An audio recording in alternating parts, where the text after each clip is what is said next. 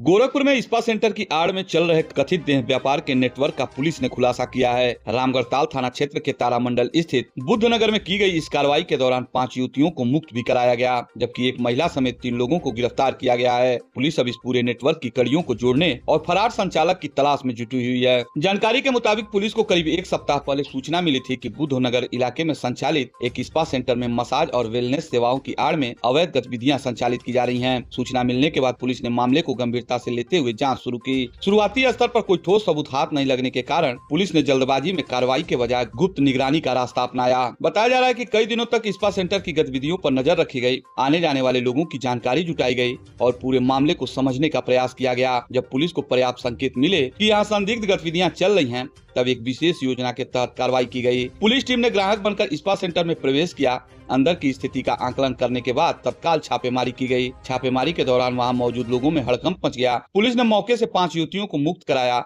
और 3 आरोपियों को गिरफ्तार कर लिया। गिरफ्तार आरोपियों में धर्मशाला बाजार निवासी विक्की वर्मा, मूल रूप से चंडीगढ़ निवासी और वर्तमान में पैडलेगंज क्षेत्र में रहने वाले मनदीप सिंह तथा पादरी बाजार निवासी रिंकी लता शामिल हैं। पुलिस अधिकारियों की तहरीर पर आरोपियों के खिलाफ संबंधित धाराओं में मुकदमा दर्ज कर लिया गया है और उनसे पूछताछ की जा रही है। जांच के दौरान यह भी सामने आया है कि स्पा सेंटर से मुक्त कराई गई युवतियां अलग अलग स्थानों से यहां लाई गई थीं। इसमें दिल्ली, गाजीपुर, मिर्जापुर और गोरखपुर की रहने वाली युवतियां शामिल हैं। पुलिस के अनुसार ये सभी शहर के विभिन्न इलाकों में किराए के मकानों में रह रही थी। पूछताछ में कई महत्वपूर्ण जानकारियां भी सामने आई हैं। युवतियों ने बताया कि उन्हें अच्छी नौकरी, बेहतर वेतन और स्पा सेंटर में रोजगार दिलाने का भरोसा देकर बुलाया गया था। कुछ युवतियों ने यह भी बताया कि उन्होंने ऑनलाइन माध्यमों पर नौकरी से जुड़े विज्ञापन देखे थे। विज्ञापन देखने के बाद संपर्क किया गया और फिर उन्हें यहाँ आने के लिए तैयार किया गया। पुलिस अब इस बात की भी जाँच कर रही है कि क्या यह नेटवर्क केवल गोरखपुर तक सीमित था या इसके तार अन्य शहरों से भी जुड़े हुए हैं। जांच एजेंसियां यह पता लगाने में जुटी हैं कि युवतियों को यहां लाने तक की प्रक्रिया कैसे संचालित की जाती थी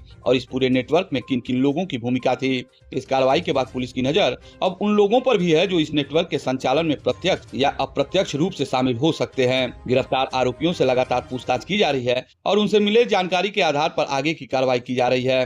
पुलिस का कहना है कि इस मामले में फरार स्पा सेंटर संचालक की तलाश जारी है। उसकी गिरफ्तारी के बाद पूरे नेटवर्क की कार्यप्रणाली, वित्तीय लेन देन और अन्य संभावित कड़ियों के बारे में भी और अधिक जानकारी सामने आने की उम्मीद है। फिलहाल पुलिस पूरे मामले की गहन जांच कर रही है। अधिकारियों का कहना है कि जांच के दौरान जो भी तथ्य सामने आएंगे, उनके आधार पर आगे की कार्रवाई की जाएगी।